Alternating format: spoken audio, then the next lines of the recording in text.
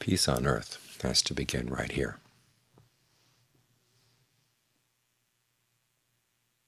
Right where the body and the mind meet at the breath.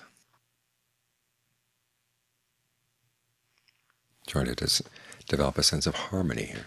As you're focusing on the breath, don't push it too much, but don't wander away.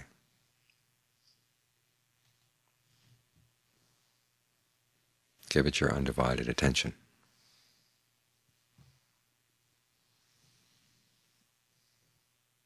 And see how it responds. If it responds well, stick with it. If not, you can change. Either change the breath or change the way you focus. The important thing is having this sense of harmony,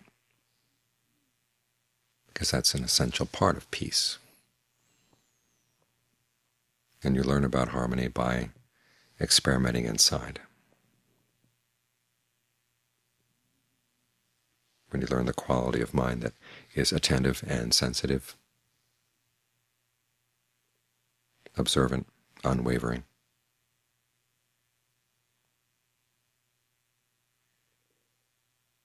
and it can apply that inside. It's a lot easier to apply it outside as well. We like to think of the idea that the world could be at peace, but it's not a task that the Buddha set for us.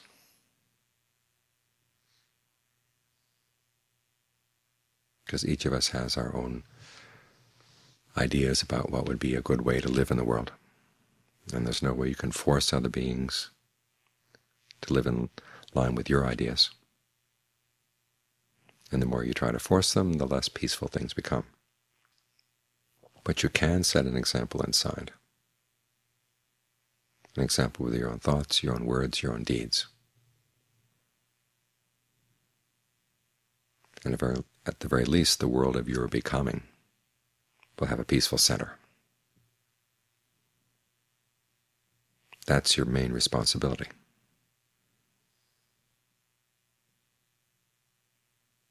As Ajaan Suwat used to say, each of us has only one person. What he meant was that each of us has only one person we're really responsible for. You can't be responsible for the deeds of other people, but you can be responsible for your own. And all too often we neglect our own true responsibility and go around trying to straighten out everybody else. That's one of the reasons why the world is in such turmoil. Everybody's straightening out everybody else and not looking at themselves. So you want to look inside, see what you can straighten out here.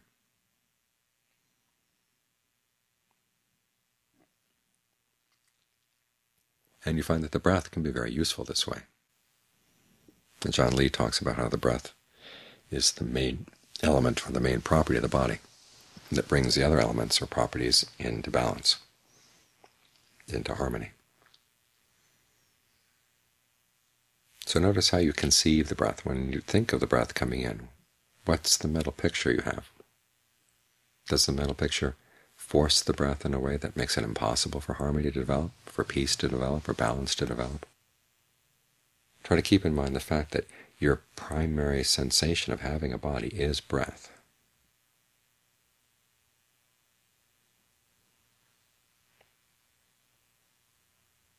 And so breath should be your first perception of things. All too often we think of the solid part of the body as breathing the breath in and breathing the breath out. And so we focus on the solid parts as our primary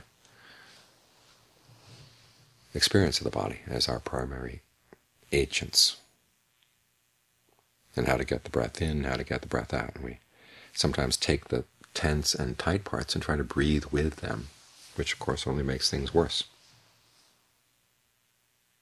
Remind yourself the breath can penetrate everywhere, and the breath is primary. It comes before your other sensations.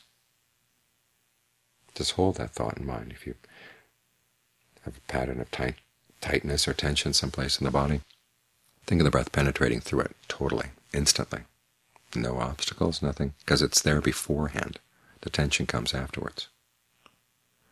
And if you reverse the priorities, reverse your perceptions like this, the breath has more range. It can do more in the body. You're not placing limitations on it.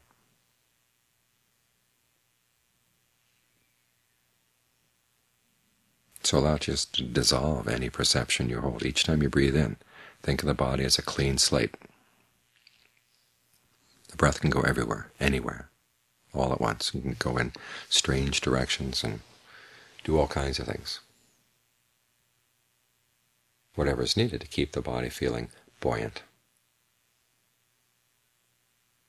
An important point to notice here is when you breathe out, don't breathe out too long, because the more you breathe out long, the tighter things become in the body.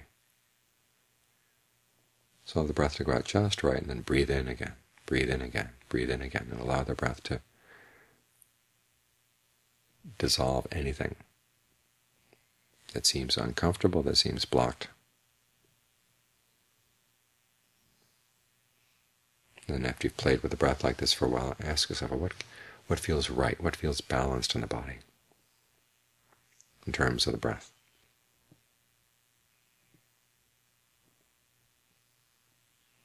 Are things too light, too heavy, too warm, too cold? Let's see if you can use the breath to bring them into balance.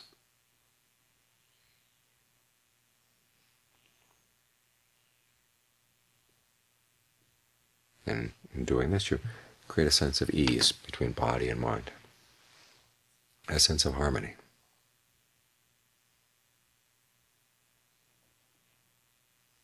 So the peace that you feel inside is palpable. It's not just an idea. It's a sense of well-being. In Thai they have the compound Santi Sukh, which means peace and happiness, peace and ease. And the two go together. When the mind is at peace, there's a sense of well-being.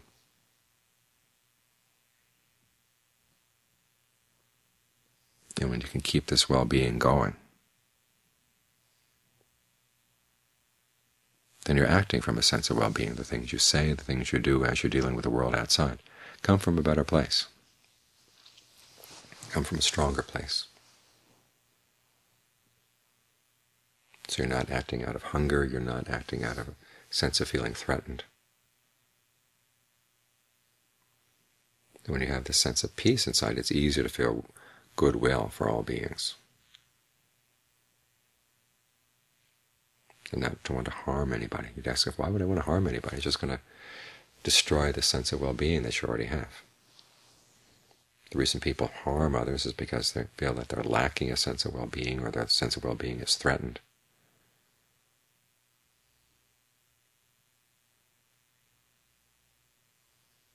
And they'll do just about anything to attain their idea of a secure sense of well-being.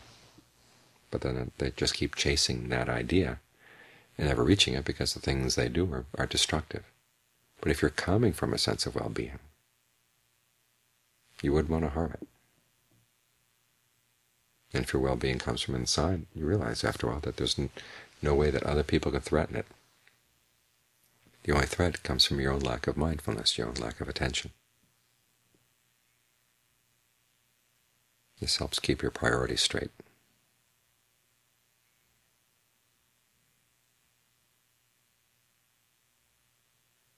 So peace begins here. Harmony begins here.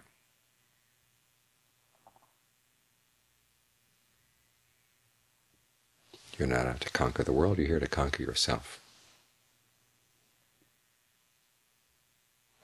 to overcome the lack of mindfulness, the lack of alertness, the lack of discernment, concentration.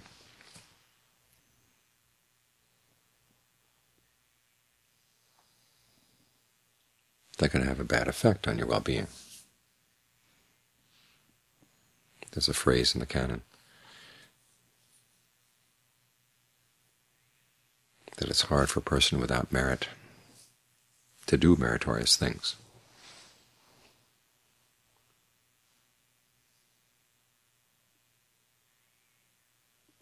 Translate that into more colloquial English. It's hard for a person without a sense of well-being to do things that would lead to genuine well-being.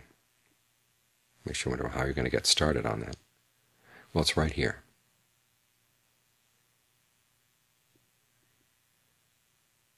Be very attentive to how the breath feels in the body.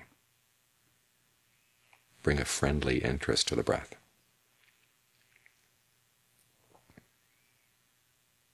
and try to remove whatever limitations you have on the concept of breath so it can help bring things into balance.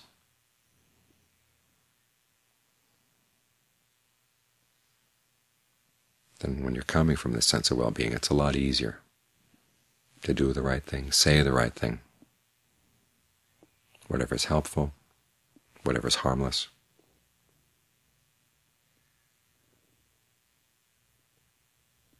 Because you found a source of happiness that's harmless as well. So there's no need to do hurtful things or say hurtful things or think hurtful things. All you have to do is learn how to maintain this sense of well-being and allow it to grow from within.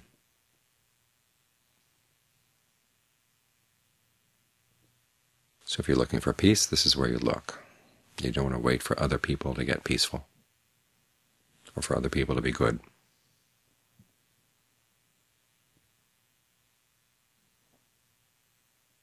Because you wait till your dying day. You want to start right now. Goodness in the world, peace in the world, harmony in the world have to start right here, right now, with you.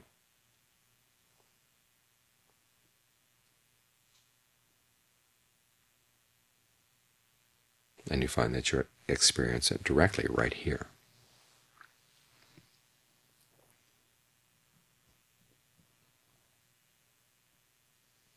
The good thing about this peace is that it spreads around.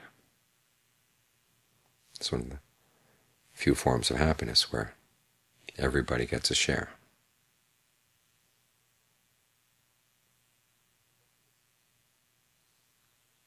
In other words, the good things you do for other people based on this sense of well-being don't diminish the well-being. They actually strengthen it.